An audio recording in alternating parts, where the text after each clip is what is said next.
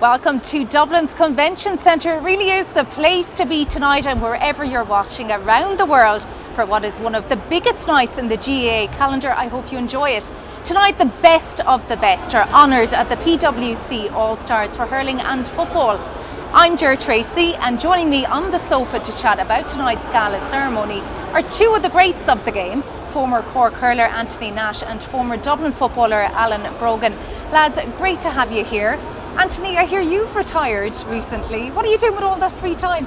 Golf, and mind the children. Look, I decided to pack it in. I think the head more than the body gave way, but loved it all, and very grateful to the GAA for everything. It must be strange though, is it? Yeah, I was like leading into it. I suppose I was trying to be the hard man, the big man, saying couldn't wait for it to be over. But then I suppose when the boots finally came off, then it was a little bit different, right? But I'm sure I'll find something else to keep me busy. Well, if not, maybe Alan could give you a bit of advice. Alan, what are you up to at the moment?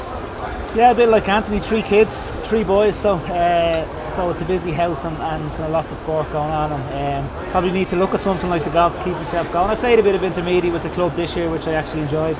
Played in the second team, and Plunkett's got promoted from Division 5 to Division 4, so that was a positive, and I enjoyed that, and might keep it going for another year or two yet. Any higher aspirations for coaching?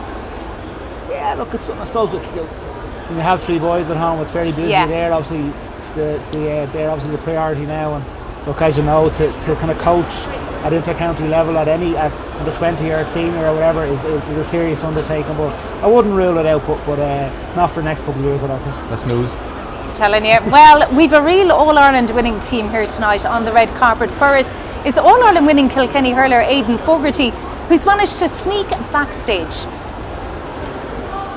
Thanks, Ger. I'm just standing here on stage where all the action is going to take place here later on. We know the football team of the year. We're just waiting for the hurling team of the year, which will be announced here later on. I was nominated 4 times. I never got the accolade, so this is as close I'm going to get to getting my All-Star. I'm looking forward to chatting to all the guys later on, the greats of the game, football and hurling. Back to you, Ger. Great to see Aidan is a bitter. We look forward to hearing more from him throughout the show. Now, my guests here know a thing or two about winning All-Stars, but before we chat to them about that, Anthony, just have a little look at the screen. Do you recognise this photo? Oh God, I don't think you haven't changed a bit. I don't think I'd fit into the suit anymore. What do you think when you see that photo? We're actually just chatting there with Alan there. I suppose it's a great night for the players and their family. It was a huge honour for me to win an All-Star, because for a long time I didn't think I'd even get into goals for Cork. So to be nominated first of all, it was fantastic. They're home, my mother's mantelpiece, so they're pride of our house. It's a great individual honour. It's only it's only second to the team winning the Celtic Cross and stuff, but which I, like Aidan, unfortunately I haven't won one, but I was delighted, and a very proud moment for me and my family. Absolutely. Now, Alan, don't worry, we didn't forget about you. We've also dug a picture out from the archives if you want to have a little look at it. I like your dicky bow. I saw that dicky bow at home this evening when I was getting changed. I decided to go with the black one instead. But that's good. Well, look, that's a picture with your mum and dad. Obviously, 2 generations of footballers. How many All-Stars between you? Yeah, my dad was born in 1979, I think. I was fortunate enough to win 3, and I think Bernard won 4, maybe 5. Did he 4 anyway? Definitely. Bit of rivalry in the house, was there? There wasn't really, to be honest with you. It was all a friendly bit of banter and stuff. And I suppose as Anthony said, and it's the old cliche, it was about the team, but it's a huge honour to win an All-Star, and I was lucky enough to win Footballer of the Year that year as well. So it is something that I have very fond memories of, and we were reminiscing about some of the old All-Star duels and stuff, and back over the years, and I think it's the memories you have of meeting lads that you've maybe played against on the field that year, and maybe you hadn't been the best of friends with them on the field, and you come to a night like this, and after a few drinks and a few hours, you're the best of pals, and that was some of the real great memories that I have of All-Star nights. And looking at the photo as well, your mum, of course, she's from Kerry. There must have been a bit of crack throughout the years with that rivalry. Yeah, there is. I think she had to kind of move over to the Dublin side once we started playing. Well, look at my husband's a Dub and I'm a Galway woman. I don't think he's moved me yet. Yeah. No, I think she was firmly in the Dublin camp when we were playing, but she might be edging a little bit back towards the Kerry side now. But I think certainly when we were playing, she was in the Dublin camp. There's 11 first-time winners in the football team this year, Alan and Anthony. Like, how special is that to win a first All-Star? Yeah, it's huge, and I suppose, like for me, until you win one, like they're obviously great footballers, but until you win that All-Star, you can't really see yourself as that kind of category of player. So for those 11 players, all of a sudden they now realise, right, I'm at the pinnacle of the game, and even going into next year, it gives lads great confidence. And look, all 11 are fully deserved. You don't win an All-Star unless you deserve it. And speaking to a few lads today, the competition is so fierce, and there's 3 or 4 lads who obviously probably more are very unlucky to lose out, and it'll be the same in the hurling. And look at Treacy McCaig, never give up. 33, he's first All-Star. It's brilliant. Yeah, and what a footballer he's been for years. And I suppose Derry maybe haven't had the success over the last number of years to get him to that stage to win an All-Star, but there's no question he's been one of the best defenders in Ireland for the last 10 years, and he gets his just reward tonight for that. Brilliant. Well, look, let's turn our attention to the Football All-Stars, which were announced on Thursday. But first, let's take a look back at the season, which saw Kerry end an 8-year wait for All-Ireland glory when they beat Galway in the final.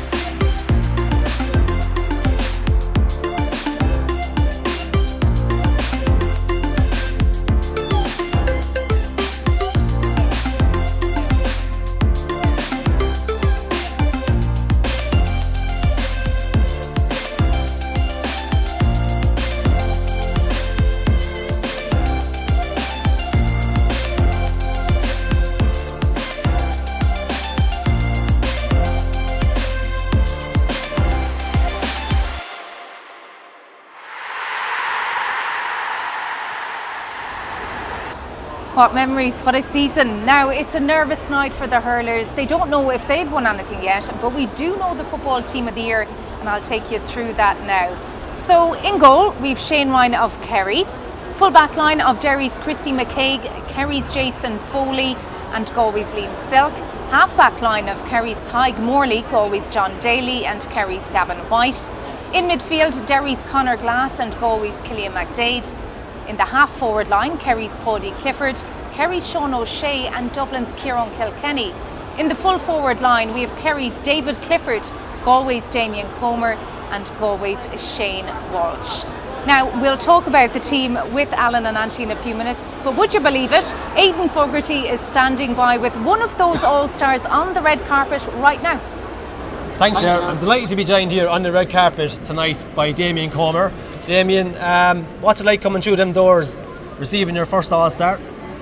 Yeah, obviously it's a proud moment for me, my family, my club, and I suppose it's a nice way to finish the year. Obviously the year didn't end the way we wanted to do, but it's a nice little personal accolade to have after it all. Yeah, absolutely, and I suppose it's kind of, look, it's bonus territory if you pick up the Celtic Cross. But it's a nice individual award to get to say your achievements during the year. and you had a phenomenal year. You know, that semi-final 2-2 probably got you to the Ireland final. Great spectacle. You came close in 2018, came close again on the day as well. Yeah, just fell short. A few things didn't go our way towards, I suppose, the last 10 minutes. But look, that's sport. That's the way it goes. It was overall initially it was bitter disappointment at full time, and for a couple of weeks after the game. When you look back over where we've come from in the last 12 months, you'd have to be proud, I suppose, of what the group put in, and you'll hope that there's a kick in us next year to drive on even further. Yeah, absolutely. Yeah, and you talk about sport, and I suppose you lose more than you win. And I suppose in terms of yourself personally, you had a lot of injuries during the years as well, and you kept coming back. And how did you manage that? And did you ever think about maybe, look, it's not worth it? Many times, yeah.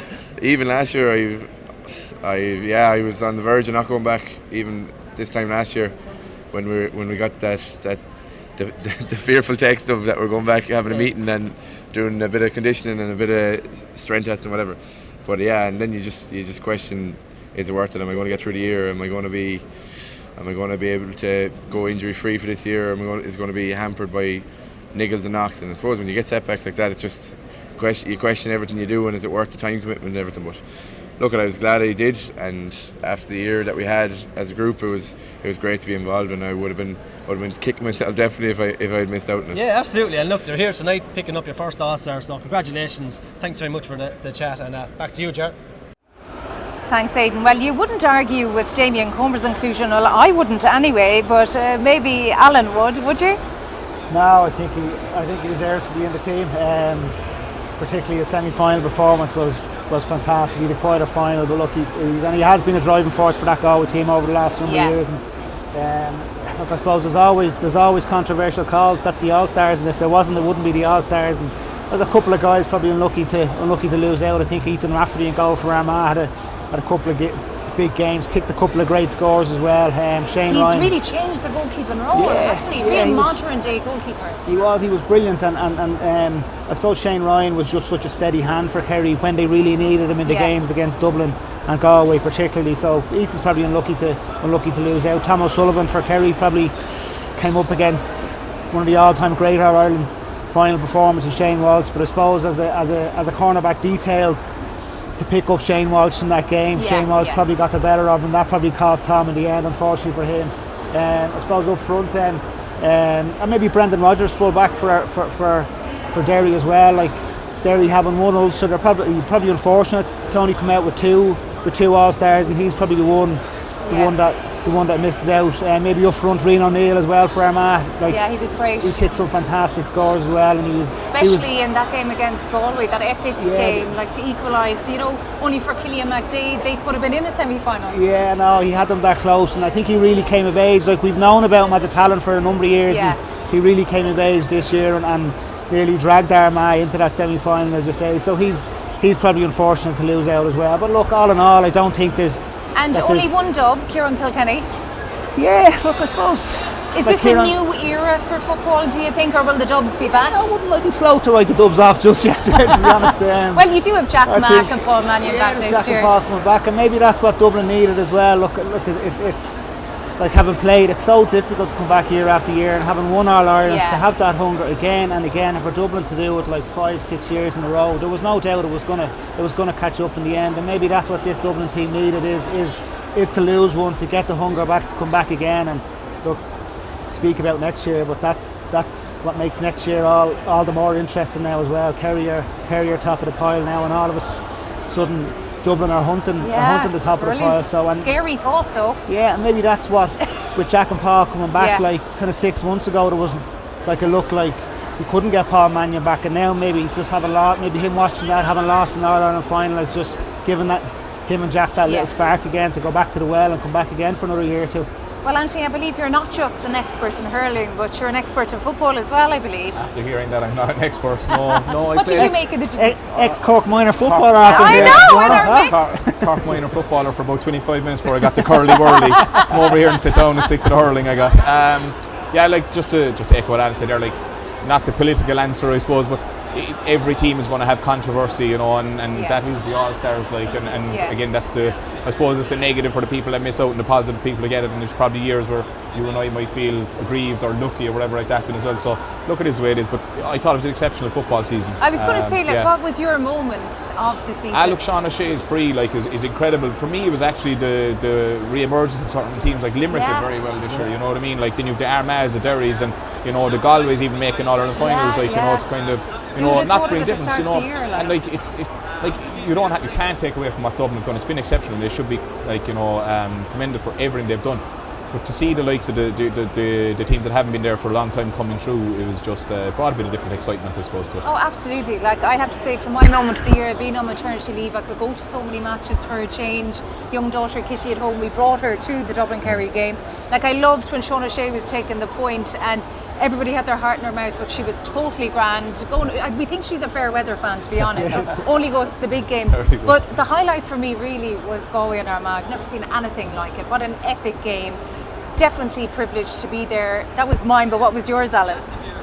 Yeah, I think it's hard to look as a dub. It's hard to look past Sean O'Shea's free, and like, I suppose from when I played and Stephen Clucton's free in 2011, the minute that free was given, I was beside my wife at the time, and she actually said to me, "This here now is payback for 2011," and I knew that ball was going over. And I actually met Jack O'Connor after the match as well in the hotel in Jury's, and actually had a drink with him in Jury's, and I said, "That was for 2011, Jack." He said, "I'm 10 years waiting for that, Alan." And there's no doubt, like, Jack's a great fella, but he's so competitive, and if you chat to him, like, that meant a lot to him, and to come back and to beat Dublin. For him personally, I'm sure it was huge, but I think that Sean O'Shea free. But I think you're right. The Dublin dominance for the last few years was becoming a little bit predictable. I think it was taking the edge off a little bit. But to have the Galways, to have the Derrys, to have these Armagh to come through at that stage of the championship, I think has reignited the interest in the football championship. And as you say, I think it was a great championship, and it bodes really well for next year because there's so many teams at a similar level now. Well, Anthony, be glad it's hurling talk now, and what a season, a first ever 3 in a row for Limerick. There was plenty of ups, downs, drama and moments of magic along the way.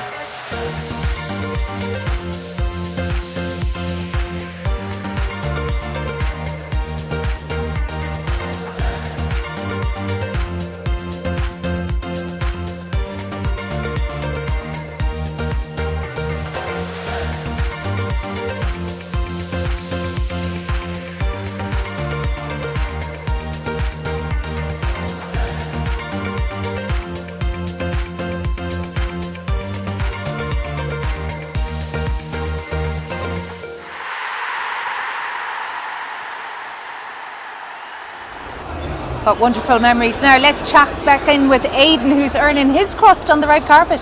Thanks, Ger. I'm joined here now by none other than Clare sharpshooter Shane O'Donnell. Shane, thanks for talking to me. How are you going? Looking forward to tonight? Yeah, really looking forward to it actually. Yeah, it's great to see just such a good crowd and a lot of Clare lads here as well. So. Absolutely, yeah. And you mentioned Clare lads. Clare's year in general, phenomenal year. I suppose Loan taking over the charge. Did you expect the year that you had? I think inside, yeah, internally we probably did expect the year, but it doesn't always materialise like that as well. Previous years that we hadn't great years, we would have expected the same as well. So it was nice to see it kind of pan out, but at the same time, also didn't end the way we obviously would have liked either. So it's bittersweet, I think. Absolutely, and one of the highlights for me during the year was definitely that Munster final. How did it feel playing in that game? It was just so intense, so tight, extra time of course, and Tony Kelly's sideline cut, phenomenal. Yeah, there was a lot to unpack in it, but it was a brilliant occasion. I think I'll never forget the first 5 minutes of it. I think the ref just put the whistle away and let whatever happen, and it was something like I'd never experienced before. That really set the tone, I think, for the day, and it just made it definitely a day to remember. Yeah, absolutely. And yourself personally, Shane, injury free? Injury free, yeah. After last year, I'm fully back now. That was one of the big things for me. That was one of the big things for you. Come back injury free and give it a right rattle, which you've done, and so signs are here tonight. Yeah, I think once I got back on the pitch I realised that was where I wanted to be. I was a bit unsure before I actually started training in maybe April whether I was going to commit at all, and then once I got back a couple of weeks training I was fully sure I was in the right place basically. Well, it's still a bit nerve-wracking, Shane. You don't know whether you actually have the All-Star or not. We'll know here later on, so look, the best of luck. Hope you get it, and enjoy the night. Yeah, thanks so much. Back to you, Ger. Thanks, Aidan. He's doing a great job. So let's talk hurling team of the year. Anthony, we gave you the easy job of picking your team of the year. Let's talk about the goalkeepers. That's a tight call. Yeah, I don't think there's any line in the field that can be definitive really this year. And of all the places, goalkeepers, I was saying to you earlier, like that, like it's the one position where one fella can't be shifted to another spot. Yeah. You know, it's like going back to even when Stephen Cluxton was nominated for Footballer of the Year and didn't get an All-Star. Like, you know, it's scary, like that you have two incredible hurlers inside in goals. You know, and only one of them is going to pick up the All-Star, and it was the same last year. It was 50-50 between Owen and Nicky again. But I'm putting you on the spot. Who are you picking? Look, I went to Owen last year. I think it could be 50-50. I think Nicky this year, just like Shane Ryan, like Alan was saying earlier, he was just dependable all year. Oh, he's just, look, the two of them. I look, again, it's a toss of a coin. You'd love to be able to split one, but I suppose I'll go with Nicky in this one, yeah. And what about the backs? A big decision at cornerback will be made. Yeah, like again, like we could be here for the night debating players over and back, and I'll pick a team and it'll be completely wrong. But I suppose the one that everyone's kind of discussing is between Michael Butler and Sean Finn. I suppose really, like, you know, if they go with the conventional fullback of Hugh Lawler. So Hugh Lawler and Barry Nash been nominated for Hurler of the Year. So again, it's a guy going for his 5th All-Star, I think, which is just incredible on itself, like, you know. Versus Mikey, who came in this year and became known as probably one of the best man markers in the game. So again, I knew it. You're going to put me on the spot. I'm going to go with Sean off a question that you might have to ask me later regarding Mikey. Yeah, I'll go with Sean on that one. What about the half-back line? Yeah, I think it's a couple positions. Like Diarmid, obviously, Diarmid Burns, Declan Hannon. I go Pádraig Mannion on the other wing then as well. Like, but like you're going to have Diarmid Ryan's unlucky. Surprises there? I don't think that you're going to have many surprises. I think Declan Hannon could have been up there for Hurler of the Year even as well.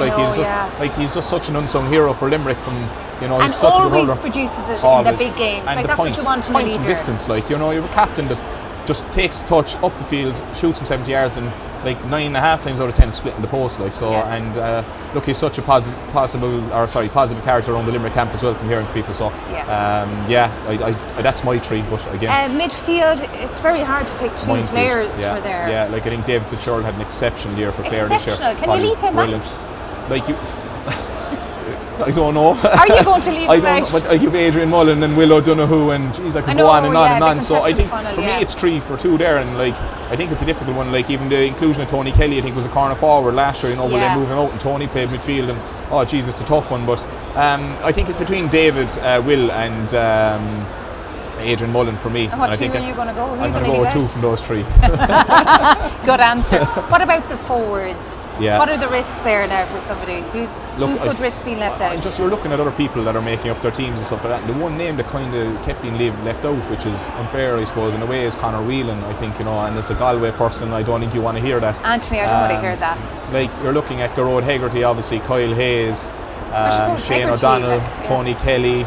TJ Reid, Aaron Gillett, like the list for forwards, like when you look like football forwards, like they're the marquee players that we all speak about, you know. like, are you going to have a Tony Kelly out for a Conor Whelan, or a Conor Whelan out, or is Tony Kelly going to go on the wing and Shane O'Donnell go out? And like, it's just an incredible minefield. I wouldn't like to be making that decision, no, and so I'm relieved you are. Yeah. Oh, am I making the decision? Okay, so right, so you'll have to go with, I suppose, Garrod and Coyle in the half-hour line.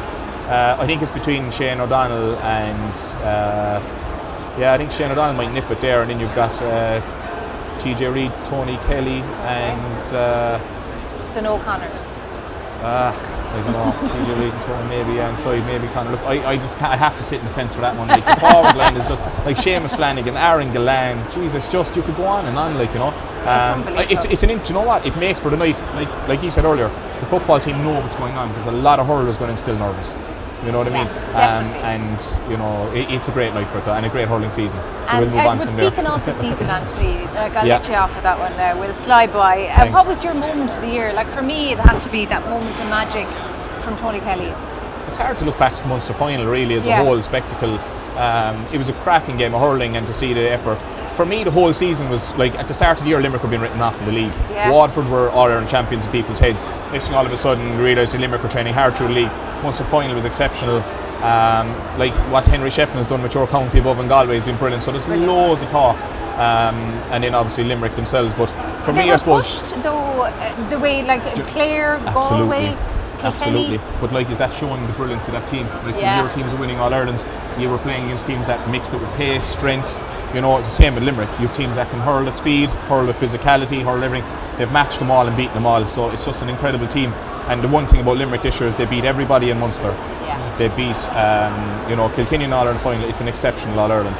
So for them, I think it was just an unbelievable year. But I suppose the one standout game would have to be the Munster final. I thought it was incredible. And then your piece with Tony Kelly. Absolutely. Alan, what was your standout moment of the hurling? Yeah, I think for me, having seen Dublin in the football win the 3 in a row, and what goes into that, to get, as I said, to get that hunger back for 3 years in a row, to come back and do that, and to see that Limerick team coming into the latter stages of the championship, and the physicality and the hunger of them in the semi-final and the final. I think for me, it's hard to look beyond Limerick's 3 in a row. Oh, absolutely. Now, before we discuss the hurler of the year, let's take a look at the nominees.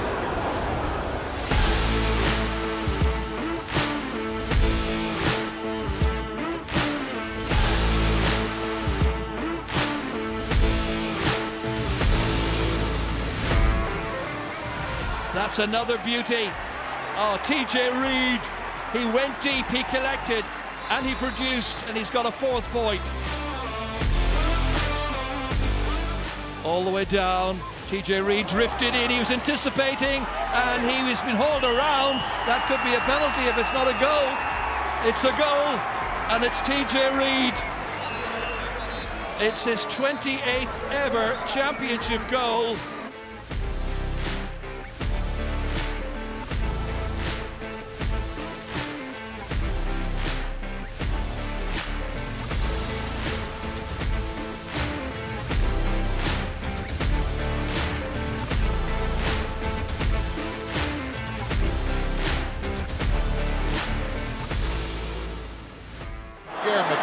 What a catch, absolutely brilliant, and off he drives. Took 3 Clare men with him. That's Dara O'Donovan, and O'Donovan has scored. Flicking it on for Dermot Barks. He's already scored once from a free, twice when you're out on the point from a play.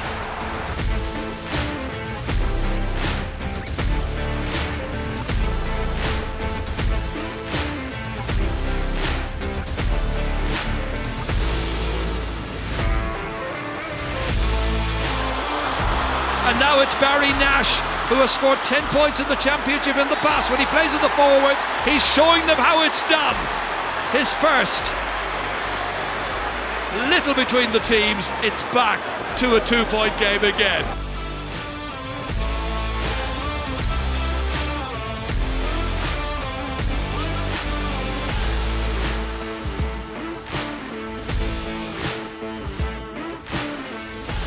South Liberty's man, Barry Nash, with one of the scores of the game.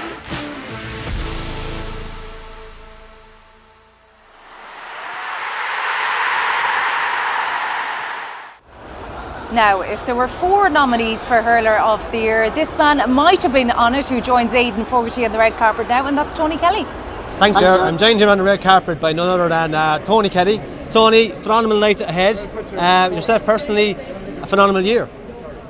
Yeah, look, they're a great night. I suppose it's not often you I suppose you get to spend it with other lads from other counties. You kind of leave college, probably a good shot of them, and then you mightn't see them again till night tonight. So it's it's a good night to get to mix with lads that you're usually, I suppose, competing against for so much of the year, and looking forward to it. Yeah, exactly. And I think, look, the Munster final for me was massive. What a spectacle. What about that sideline cut? Just off the cuff, went for it? Yeah, off the cuff, just kind of have a cut off it. If it went wide, you'd be the worst person in the world for having to go at it. And look, off the cuff, it wasn't planned or anything. It was, I suppose, one of those games. I suppose it's got a life of its own, and I suppose it was terrific scores. The Hago's goal in the first half, and just one of those games that on another day things like that wouldn't come off. Yeah, it was definitely one of the moments of the year. But as you said, nights like tonight, you're touching shoulders with Limerick guys, Galway guys. Guys are big rivalries, but tonight's the night to kind of maybe relax, let down your guard a small bit, and have a small bit of crack with them. Yeah, definitely.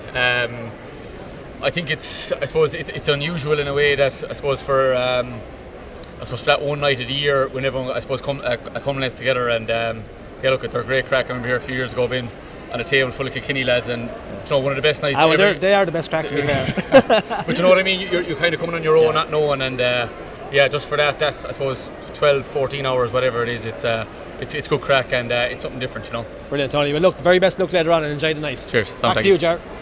Thanks, Aidan. What a performance for him this season. Now, Anthony, who's going to win Hurler of the Year?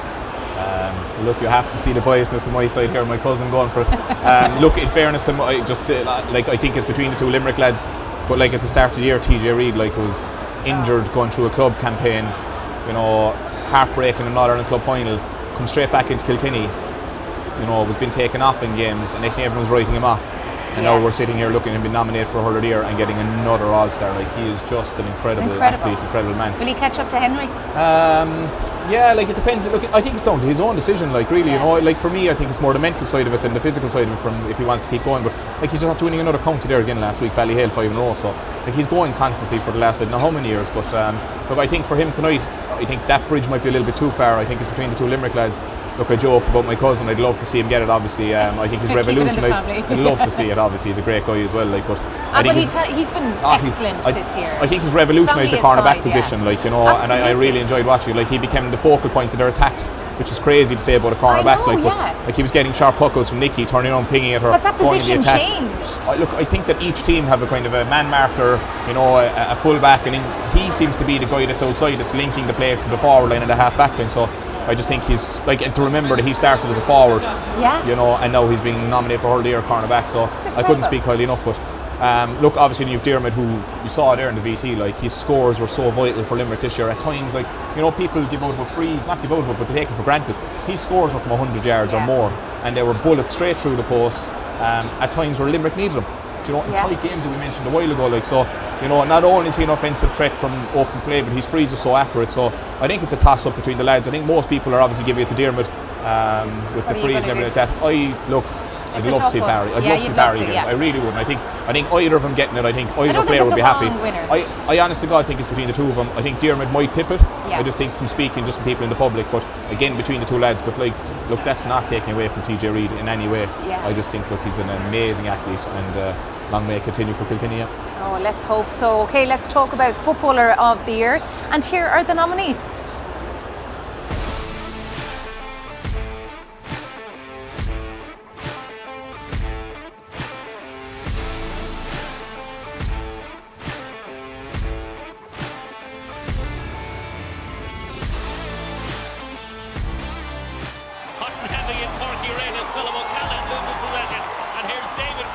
He'll get the return pass. David Clifford should be Kerry's opening score, and it is. David Clifford gets his first score of the game. David Clifford. Paddy Durkin now taking that responsibility. O'Brien was the player who gave this man the combination. Clifford! Oh, magic in Crook Park.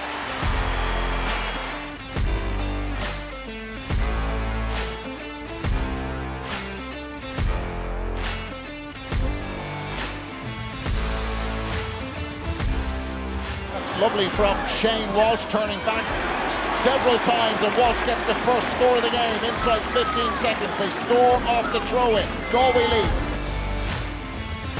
Back in as far as Johnny Heaney, all the way comes across the air. Shane Walsh, this way and that. What about that for a piece of brilliance?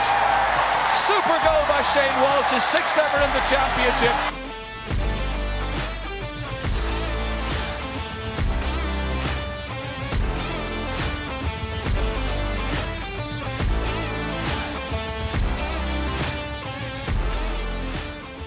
Killian McDade against Eddie Nolan, trying to turn back inside him, does well.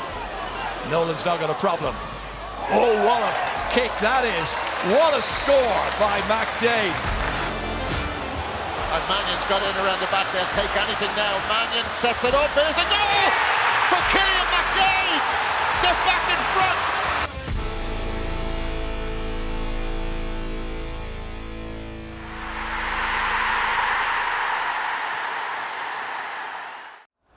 Now, before I get the lads' opinion on Footballer of the Year, let's go back to Aidan on the red carpet. Thanks, Ger. I'm now delighted to be joined by Chrissy McCaig. It's not every day, Chrissy, I'm joined by an Ulster winning captain. How does it feel to be here tonight? Yeah, look, it's a massive honour to receive these type of awards. I know the old cliche is nothing ever trumps the collective awards, and that still rings true, but it's still, when you look at that team that's named, it's an absolute honour to be named alongside them. You know, you're doing something right to be named alongside them, and you know, it's great to see my teammate Conor Glass here tonight too. Maybe tinged with a small bit of sadness we couldn't get a few more on, especially my two clubmen, Brendan Rodgers and Shane McGuigan, but you know, still a good year for Derry, and an even better one for me and Conor. Yeah, fantastic year for Derry, and in fairness to yourself, Chrissy, your first All-Star, not bringing it up now, but 33 years of age, there's hope for all those outlads out there at the minute. But they're just ploughing through, doing everything right. You know, it's not every day a lad picks up an All-Star 33 years of age. No, look, I think like anything in life and sport, timing's a big part of it, you know, and dare I say, if Rory Gallagher hadn't been appointed Derry manager when he was, I might not be playing now, you know. He was a big influence. Massive influence, and I suppose in many ways has reinvented me in terms of my role, in terms of how I look at football and everything else. So hugely appreciative of Rory, and you know, his management's been top class, because he came into Derry when it was not a very glamorous job, and he's turned it around massively. And I suppose the best testament that we can give him now is he's not happy, he's not satisfied. We want to crack on and get better in 2023. And I suppose for us, that's no different than the aspirations of the rest of the teams. Yeah, of course. And look, the prize is the Celtic Cross, of course, but it's nice to be here, being recognised for your own individual performances during the year. It's nice to touch shoulders with friends and foes on and off the field. My question is, do you prefer hurling or the football? Because you have 10 Ulster Championships with Slaughtneil. Look, I suppose from the club I'm from, it'd be very difficult to pick one or the other, but I suppose at county level, it's obviously football. Derry is predominantly a football county, a rich heritage and a rich pedigree of footballer has came from Derry, you know. So, look, I'm very much focused on Derry football and very much hungry to bring more good days back like the year past, but I suppose for the club it's a different conversation, but as long as I'm fit and able, I want to keep playing from a club on both fronts, and certainly keep playing for Derry at county football. Fantastic. Well, congratulations on your All-Star, Treacy, and have a great night, and thanks for the chat. Thank you very much. Back to you, Jared. Thanks, Aidan. Look, Alan, we were talking about him earlier, like 33's first All-Star. You can't be but delighted for him, and well deserved. Yeah, and you can hear I am delighted for him, I have to say, and like there's not too many fellas left playing from my vintage, but he's one of them, and he's played in a Derry team that hasn't been very successful for the last 10-12 years, and he's been one of the top defenders both at club and county level in football and hurling over that period, and he's earned it the hard way, to be fair to him, and like that whole Derry thing this year with Rory Gallagher in charge, it was I found it fascinating to see Rory manage them and how he brought them from where they were through to winning the Ulster title, and we fully deserve delighted for him. Well, let's go back to Footballer of the Year. Is it hard to look past David Clifford? Yeah, look, I think if we're being honest, there's only one real winner. He's probably head and shoulders above anyone else in the country, but let's not forget the other two lads. That, like, referred to Killian McDaid, he was a powerhouse for Galway this year. From my own home club, Monavea Abbey, actually. Yeah, well, like, he's a real driving force. Shane Walsh as well. Like we've all watched Shane Walsh for a number of years, and we know the talent he has. But to see him produce that in Croke Park gives even me as a dub a little bit of satisfaction to see a fella with that talent producing on the biggest of days. And I suppose in any other year, that All-Ireland final performance would have made him a shoe-in for a Footballer of the Year award. But just watching David Clifford and kind of seeing him on the video there, like, it doesn't matter whether it's low, whether it's high. If you want to fight with him, if you want to play football with him, he can do it any way you want. And I watched him very closely both in the All-Ireland semi-final and the final, when I could see him live, and just his ability to win ball whatever way it comes to him, his ability to kick scores off left and right. I've met him a few times since, didn't know he's such a humble character as well. And sorry, only 23, 4 All-Stars. Yeah, how many more is he going to win? No, it's unbelievable. I saw my brother tweeting about it today. He didn't even make his debut until he was 23. And David Clifford's going to have 4 All-Stars and a Footballer of the Year. So where does it end from? Is he going to go on to be the greatest of all time? He's certainly on that trajectory at the moment, and he's going to be. We don't know it yet, but he's going to be a fully deserved Footballer of the Year tonight. Oh, definitely. Anthony, who do you think's going to win it? Yeah, look, it's well. I would, but like, I just think if you took him aside, I thought Shane Walsh's year itself is deserved of the Footballer of the Year. I thought he was incredible. Like, you know, I heard a story about his school teacher saying that he's able to kick 45s with left and right feet, like, and just to show the consistency of the performances, because like watching football over the years, he's one of the most talented players around. So incredible year for him. I think both of them are so talented.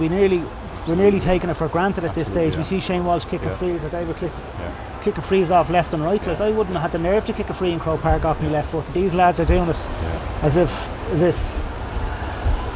they're at home in the backyard, like two supremely talented footballers. I'm delighted for Shane Walsh getting his first All-Star as well tonight. It's mad to think it's his first one. I know. Like, he's such a talented footballer over the last years. Like, Jesus, he's an incredible player. Like, Well, look, let's talk about Young Hurler of the Year award, and the nominees are Kieran Joyce of Cork, Kilkenny duo Mikey Butler and Owen Cody are also in the mix. How's that going to go, Anthony? Look, again, obviously delighted for Kieran. He's at the bursting onto the scene, and like, it's just exactly what Cork needed. You know, a good, strong, physical defender. He can actually play anywhere up to midfield, and even if he wants to go forward. Mikey Butler, can you see, could he this get is what this I said and maybe earlier. not get an All-Star? That's what I think is going to happen. I could name 5 teams to you here, and I could be completely wrong, and that's what Alan's saying. That's the brilliance of the All-Stars. I do think Mikey Butler will get this, and I think Sean Finn will get the cornerback position.